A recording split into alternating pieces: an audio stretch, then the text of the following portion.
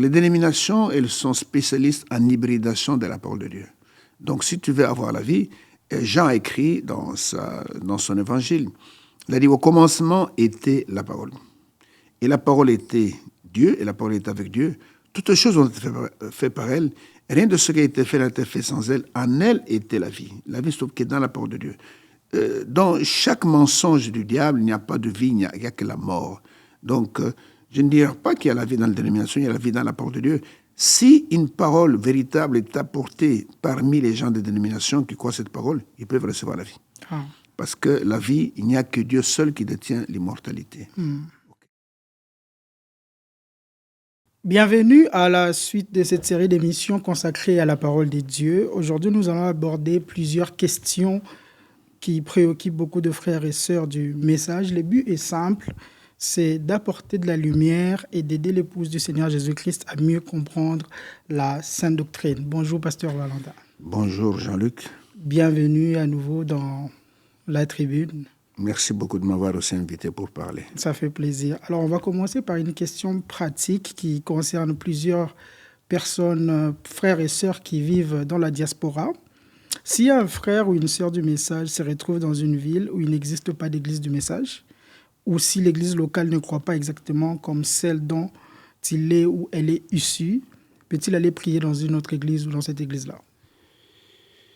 Oui, il est vrai que l'homme de Dieu, William Branham, a donné ce conseil-là, que si vous allez quelque part, qu'il y a une église, vous pouvez l'adorer, vous pouvez y aller. Mais tout dépend aussi de ce qu'on enseigne dans cette église, parce qu'il y a des églises qui sont carrément plongées dans des doctrines des démons. Donc, c'est à voir si on prêche Jésus-Christ et qu'il n'y a pas trop de mélange. On peut aller s'asseoir, écouter la parole de Dieu.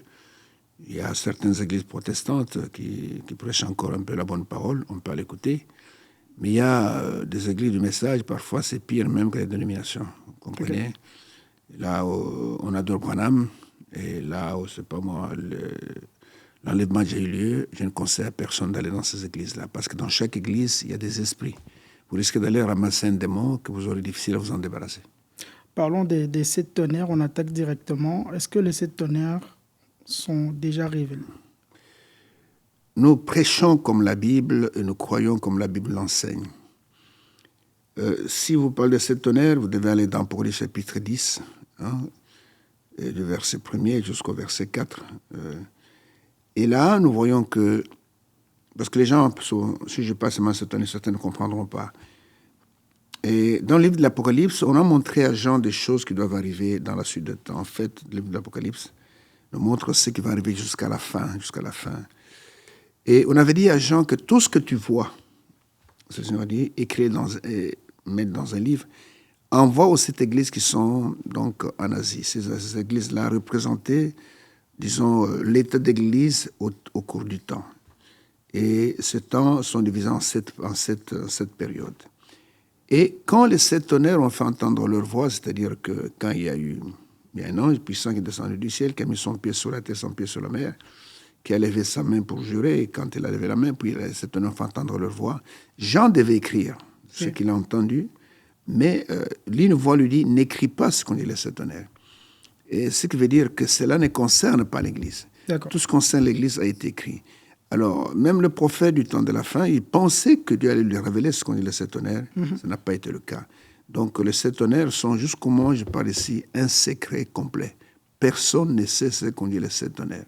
Personne ne le sait, parce que l'homme de Dieu, Branham, a dit que dans ce qu'on dit les 7 tonnerres, il y a même le secret du jour, de l'heure de la venue du Seigneur Jésus-Christ, et personne n'en saura rien. Donc, c'est un secret absolu jusqu'aujourd'hui. Toutes les révélations de 7 tonnerres qui sont prêchées dans le monde entier, il y en a plus d'une trentaine, elles sont toutes fausses. Et tous ceux qui croient ces choses-là ne verront pas la face du Seigneur. D'accord. Certaines tendances du message aujourd'hui affirment qu'il y a la vie dans les dénominations. Quelle est la position du prophète à ces sujets?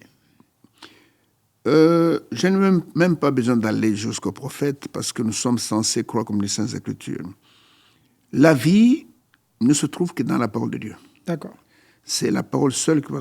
Donc, là où vous avez la parole de Dieu qui est falsifiée ou bien qui est hybridée, on a tué le germe qui se trouve dans la parole et il n'y a pas de vie.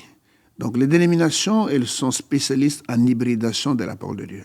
Donc si tu veux avoir la vie, Jean a écrit dans son évangile, il a dit au commencement était la parole. Et la parole était Dieu, et la parole était avec Dieu. Toutes les choses ont été faites par elle. Rien de ce qui a été fait n'a été fait sans elle. En elle était la vie. La vie se trouve dans la parole de Dieu. Dans chaque mensonge du diable, il n'y a pas de vie, il n'y a que la mort. Donc, je ne dirais pas qu'il y a la vie dans la dénomination, il y a la vie dans la parole de Dieu. Si une parole véritable est apportée parmi les gens de dénomination qui croient cette parole, ils peuvent recevoir la vie. Parce que la vie, il n'y a que Dieu seul qui détient l'immortalité. Okay, quand on parle de la vie éternelle, c'est la vie qui ne verra jamais la mort. Il n'y a que Dieu qui en est détenteur. Aujourd'hui, certains disent que dans le message, il ne faut pas regarder la télévision. Ça, c'est encore une fausse interprétation. D'accord. Si vous me dites qu'il ne faut pas regarder la télévision, alors il ne faut même pas regarder les écrans des ordinateurs. Il ne faut pas regarder le téléphone. Parce que ce qui est à la télévision, nous avons dans le téléphone aussi. Alors, il faut jeter les téléphones. Il faut jeter, c'est pas moi, même les bics. Il ne faut pas avoir des bics parce que tout ça vient de la science. Parce qu'il y en a qui disent, ils appellent même la télévision l'enferovision. Tout dépend de l'utilisation que vous en faites. Une voiture, par exemple, elle peut vous servir à aller au travail, elle peut vous servir, c'est pas moi, de faire votre travail. Mais si vous en servez pour pouvoir transporter des prostituées, pour aller tuer les gens, là, ça devient autre chose. La télévision, c'est la même chose. L'homme de Dieu a dit, tout dépend de l'utilité que vous en faites. On lui a posé une fois une question, Frère Branham, est-ce que la télévision est du diable? Il a dit, si la télévision est du diable, alors même la chemise que tu portes est du diable. Le pantalon est du diable, la cravate est du diable, le micro ici est du diable, la tasse qui est devant moi est du diable, parce que tout ça vient de la science. Alors, tout dépend de l'utilisation. Tous ces gens qui préparent ces choses-là, ils se fabriquent une fausse piété qui n'a rien à voir avec la parole de Dieu. Donc la télévision, tout dépend. L'ordinateur, c'est presque la même chose que la télévision aujourd'hui. Oui. Mais pourquoi vous dites la télévision du diable et vous gardez l'ordinateur? Pourquoi? Parce que tout ce qui est la télévision, c'est pas moi qui soit la pornographie. Elle est dans votre ordinateur. Exactement. Elle est dans votre tablette. Alors, il faut... Les films que vous faites à la télévision sont dans vos tablettes, ils sont dans vos téléphones même. Alors, il faut tout jeter. Alors, il faut aller c'est pas moi, dans la forêt équatoriale, enlever tous les habits, rester tout nu, parce que tout est du diable, comme ça, rester tout nu. Ok, c'est ça qu'il faut faire. Exactement. Sur la question du mariage interracial, on va avoir une émission sur le mariage aussi, mais j'aimerais quand même poser cette question-là. Est-ce que c'est permis dans la parole des dieux? Par exemple, un frère noir qui épouse une femme blanche. Ok, très bonne question, parce que je suis très content que cette question me soit posée. Il y a maintenant un mouvement dans le message avec des gens qui ne comprennent rien aux Saintes Écritures, qui déclarent qu'on ne peut pas se marier en blanc et noir. Ce que Dieu interdit dans sa parole, c'est l'hybridation. D'accord. C'est-à-dire que mélanger deux semences différentes. Alors, si vous me dites qu'un noir et un blanc ne peuvent pas se marier, c'est qu'ils sont des espèces différentes. Mais je sais que Paul dit dans c'est pas mon Acte chapitre 17, que les hommes sont tous issus d'un même sang. Tu peux faire un accident. Tu es du groupe B, tu es du groupe A. On prend le sang d'un blanc, on te met et tu vis. Oui. Si on te met le sang d'un cochon, tu ne vas pas vivre. Vous comprenez? Alors, quand ils disent ça, c'est comme si les blancs et les noirs, ce sont des races différentes. La Bible n'est pas contre cela. Alors, je vais t'informer, mon frère Jean-Luc, que la plus belle histoire qui se trouve dans la Bible, le plus beau poème dans la Bible, sur l'amour, c'est le Cantique des Cantiques. Oui. Écoutez, c'est un cantique, c'est un chant d'amour, si je peux dire, entre un homme blanc et une femme noire. Beaucoup de gens ne le savent pas. Regardez, c'est Salomon avec la femme Sulamite, qui est une femme noire. Elle dit même au verset 5 du chapitre 1er, il dit « Je suis noir, mais je suis belle, fille de Jérusalem ». Elle n'a pas honte. Salomon était blanc, cette Sulamite. Il y a quelques années, on a rapatrié en Israël les Falachas, c'est pas dire quelque chose. Les Falachas sont des Juifs éthiopiens qui sont noirs. Ce sont les descendants de Salomon avec la reine de Séba. Vous comprenez? Dieu n'est pas contre cela. Frère Branham a seulement émis un avis. D'accord. Que pour lui, il trouvait bon que chacun reste dans sa race. Mais Frère Branham n'a jamais dit ainsi dit le Seigneur, le mariage interracial. Ce sont des interprétations particulières. Parce que, alors, il faut enlever ce livre des cantiques, les cantiques de la Bible. Parce que c'est une histoire d'amour entre un homme blanc et une femme noire. Je suis noir, et c'est écrit dans la Bible, je suis noir, mais je suis belle. Et plus loin, il me dit encore, Bon, je pense seulement ça. Je suis noir, je suis belle. Vous comprenez? Donc, ce sont des interprétations. Si vous dites que le mariage entre noir et blanc, alors c'est l'hybridation. C'est que peut-être les noirs sont des singes et les blancs sont des hommes. Ce qui n'est pas le cas. Nous sommes de la race humaine. OK? Nous sommes de la race humaine. Il y a simplement la différence de couleur. Ça ne change pas. Mais nous avons le même sang et la même tête, le même nez, le même membre. Nous sommes les mêmes. Donc, c'est simplement de mauvaises compréhensions. Ce sont des gens qui veulent faire de Frère Branham leur absolu. Oui. Notre absolu, ce sont les Écritures, c'est la Bible. Okay? Donc, il n'y a aucun problème si un Noir veut épouser une Chinoise. Il n'y a pas de problème. Si une Chinoise veut épouser, c'est pas un Brésilien. Il n'y a pas de problème. Mais ce sont des mauvaises compréhensions de personnes qui ne sont pas affirmées dans la parole de Dieu, qui me montrent dans la Bible où une telle union a été interdite. Ça n'existe pas. Très belle réponse, pasteur. Certains disent que le frère Branham a créé les écureuils. Il n'a jamais créé les écureuils. Ça, c'est une mauvaise compréhension de l'histoire. Et lisez un peu, pour comprendre ces choses, retournez dans les écureuils. Frère Branham était à la chasse. Oui. Il cherchait des écureuils. Il n'en a pas trouvé. C'est ça l'histoire. Alors, il était en train de méditer sur cette écriture qui est Marc chapitre 11, verset 23, que si tu parles à cette montagne, ôte-toi de là, jette-toi dans la mer. Si tu ne doutes pas dans ton cœur, la chose que tu dis va arriver. Il se disait, mais est-ce que moi, un homme, je peux parler et une telle chose peut arriver? Et le Seigneur est venu à sa rencontre. Il a senti un tourbillon. Et il lui a dit, je suis le Dieu qui a créé le ciel et la terre. Cette parole de l'Écriture, Marc 11, verset 23, est aussi vraie que toutes les autres. Et pour le lui prouver, il lui dit, qu'est-ce que tu cherches? Il faut lire l'histoire de Frère Branham. Il dit, je cherche des écureuils. C'est Dieu qui lui dit, tu en veux combien? Il dit, j'en veux 3. Le premier, tu le veux où? Il va indiquer tout ce qu'il va indiquer. Et dès qu'il a prononcé la parole, l'écureuil était là. Et ce n'est pas Frère Branham qui a crié. Et lui-même pense que c'était une vision. Il a tiré sur l'écureuil est tombé.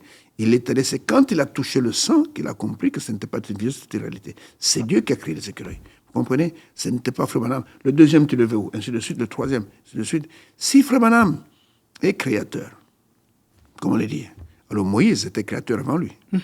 Moïse a parlé en Égypte, il y a eu des grenouilles. Oui. Moïse a parlé, il y a eu des poux.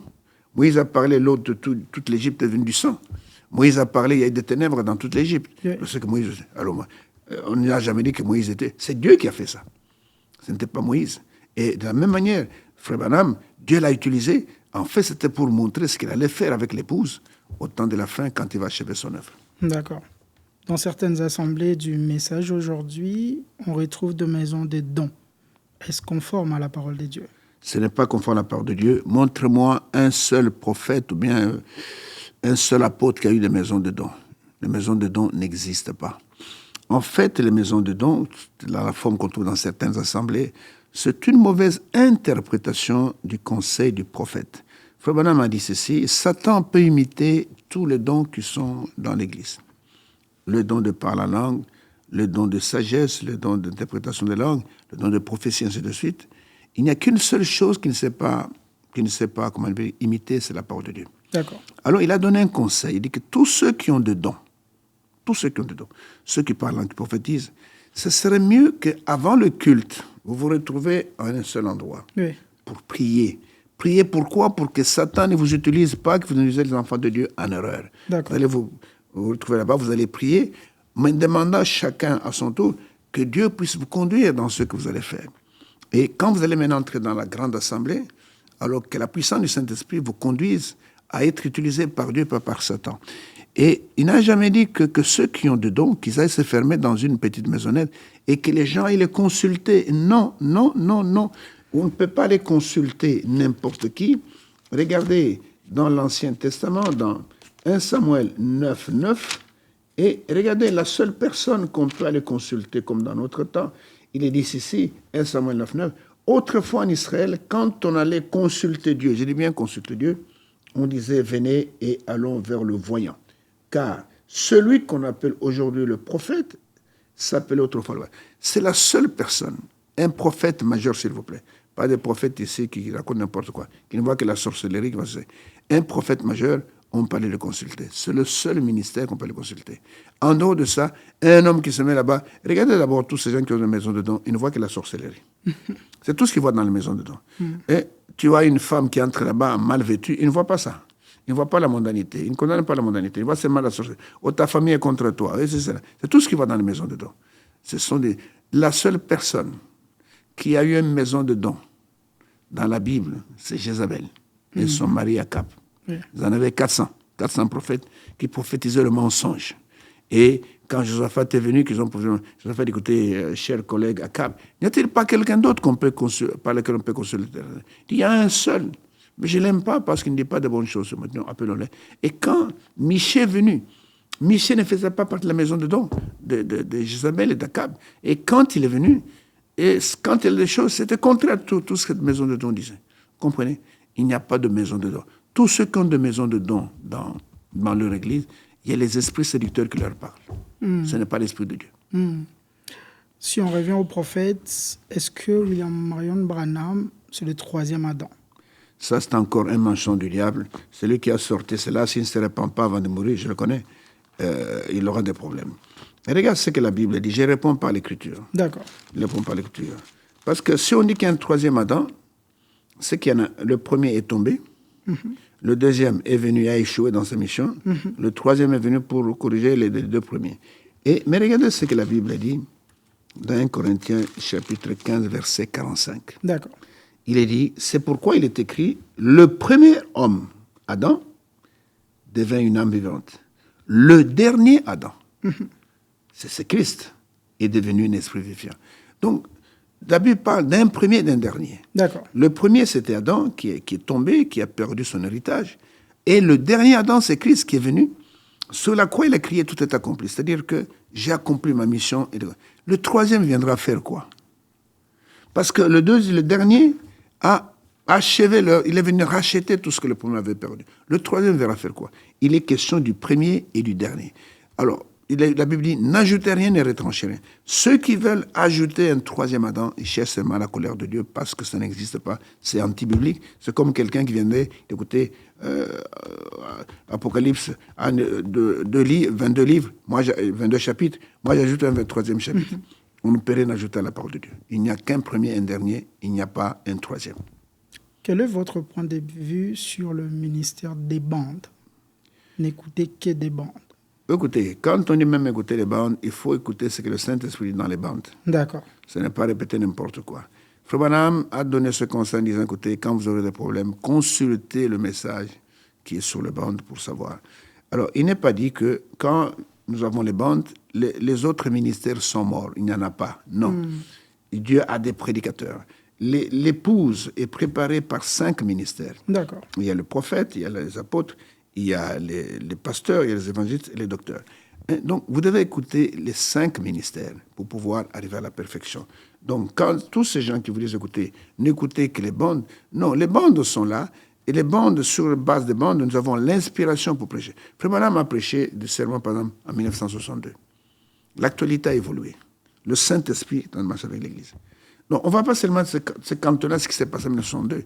Aujourd'hui, nous avons d'autres exemples que nous pouvons mettre dans le même message et expliciter mieux aux gens. Comprenez? Donc, quand on dit, écoutez seulement les bandes, écoutez ce que le Saint-Esprit nous dit dans les bandes.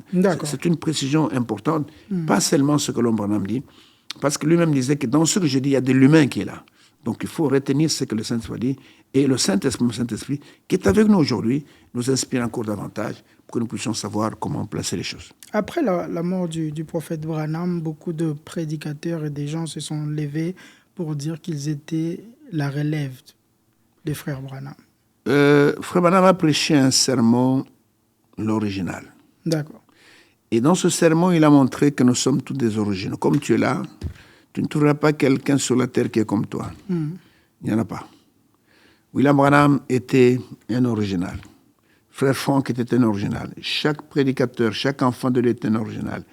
Alors, il n'y a pas de relève parce que le ministère, c'est Dieu qui le donne. Et quand il est avec ce ministère, c'est terminé, il prend d'autres personnes. Donc, il n'y a pas de relève ici. Et Dieu, c'est vrai que dans le ministère, il y a ce que je peux appeler une course de relais. C'est-à-dire que quand celui-ci meurt, il passe le bâton de relais à l'autre. Par exemple, quand Élie est monté au ciel, il a donné le bâton de relais à Élisée. Vous comprenez? Et Jean-Baptiste est venu, quand il est mort, il a donné le bâton de relais à Jésus. Jésus mourant et ressuscitant, montant au ciel, il a donné le bâton de relais à ses apôtres. Donc il y a une continuité dans cela. Mais il n'y a personne qui prendra la place de quelqu'un d'autre. D'accord. Tous les ministères sont originaux. Est-ce que le frère Franck de l'Allemagne était le 8e messager? Il n'y a pas de 8e messager parce que dans la main du Seigneur, il n'y avait que 7 étoiles. D'accord. Il n'y a que le messager pour l'âge de l'Islam que nous sommes, c'est William Branham. Frère Franck était un scribe, était un docteur, comme Esdras était. Esdras expliquait la loi de Moïse. Esdras n'était pas un énième prophète. De la même manière, Frère Franck avait reçu une mission double. Le Seigneur lui a parlé le 2 avril 1962 en disant que mon serviteur, ton temps dans cette ville va arriver à sa fin. Tu iras de ville en ville pour prêcher ma parole et pour distribuer la nourriture qui est emmagasinée. Donc ce n'est pas été emmagasiné par qui? Par le prophète. Ce n'est pas lui. Donc lui, il a pris ce qui est emmagasiné et il a donné au peuple. Il n'était pas un 8e messager. Certains frères du message croyaient que le Seigneur reviendrait, trouvant le frère Franck en vie. Malheureusement, il nous a quittés l'année passée.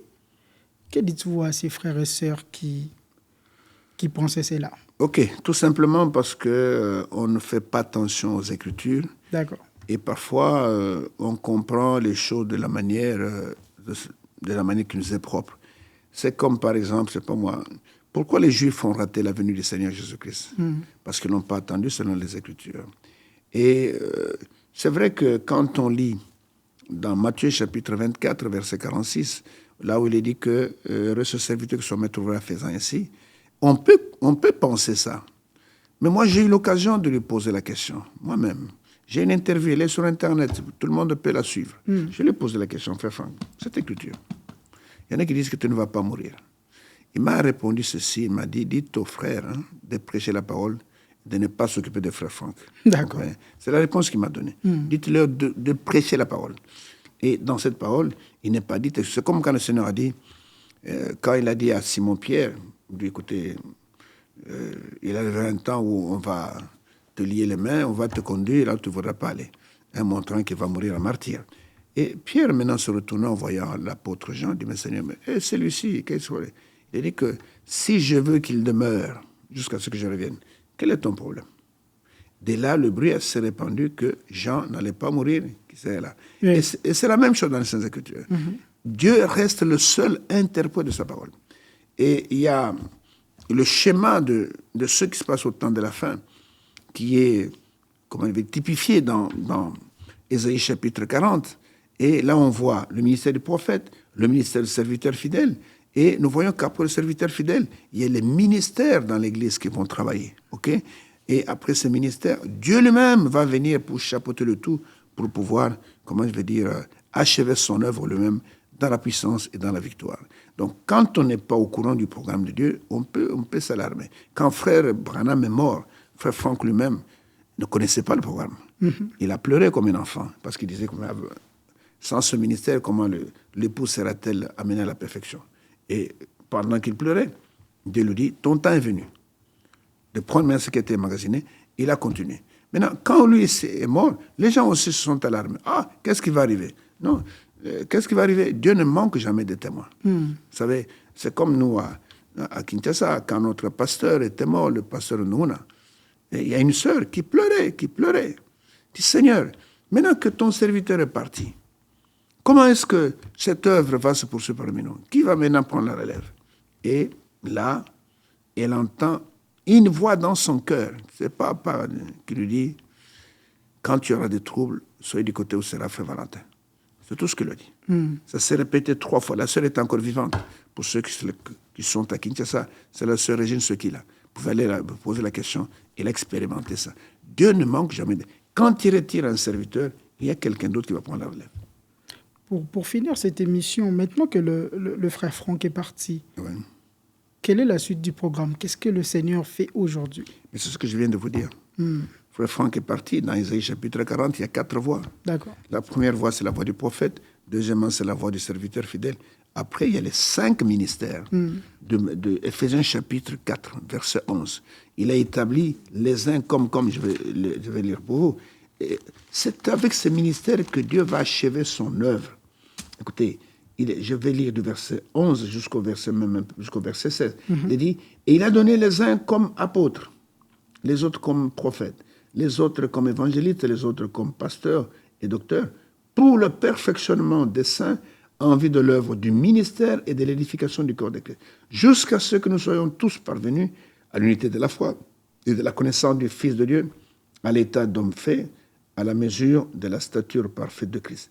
Ainsi, nous ne serons plus des enfants flottants et emportés à tout vent de doctrine, par la tromperie des hommes, par le ruse dans les moyens de séduction, mais en professant la vérité dans l'amour, nous croîtrons à tous égards en celui qui est le chef, Christ. C'est de lui, et grâce à tous les liens de son assistance, que tout le corps bien coordonné et formant un solide assemblage tire son accroissement selon la force qui convient à chacune de ses parties et s'édifie lui-même dans l'amour. Donc, c'est-à-dire que maintenant, ces 5 ministères, ce sont eux qui vont amener l'époux jusqu'à la perfection. Comprenez? Et quand ils vont terminer le travail, et maintenant, alors, le Seigneur va intervenir pour venir achever. Il y aura une grande diffusion de l'esprit sur l'épouse, sur la véritable Église, pas sur les dénominations. Et Dieu lui-même va achever ce qu'il a commencé. Et c'est après cela que l'enlèvement va intervenir. Merci, pasteur. Est-ce que vous avez un mot de la fin? Oui, le mot de la fin, c'est-à-dire que nous devons chaque fois veiller sur la parole prophétique. D'accord. Comme une lampe qui brille dans une obscure. Si nous voulons savoir en quel temps nous sommes, c'est la parole de Dieu qui peut nous dire là où nous sommes. Ce ne sont pas les interprétations des hommes. Nous devons aussi, Frère Abraham disait, et si vous voulez connaître l'heure, regardez à votre monde. Vous voulez connaître la date, regardez à votre calendrier. Mais si vous voulez connaître le temps de Dieu, regardez à Israël. D'accord. Israël, il y a toutes les prophéties qui tournent autour. Donc, je crois que beaucoup de gens commettent l'erreur que les Juifs ont commis du temps de la première venue de Jésus-Christ, en voulant interpréter l'histoire selon leur manière, mais ayant les yeux braqués sur la parole de Dieu, la parole prophétique, et nous saurons comment nous préparer pour le jour de la venue du Seigneur. Merci beaucoup, pasteur. Pour ceux et celles qui veulent écouter le sermon du pasteur Valentin, vous pouvez vous connecter sur YouTube, Tabernacle de Kinshasa. Et l'adresse à Kinshasa, c'est? C'est rue Bakole 1, numéro 28, Barcé, quartier Salongo, commune de Lemba. D'accord. Merci beaucoup, pasteur. Rendez-vous au prochain numéro de La Tribune pour le Peuple.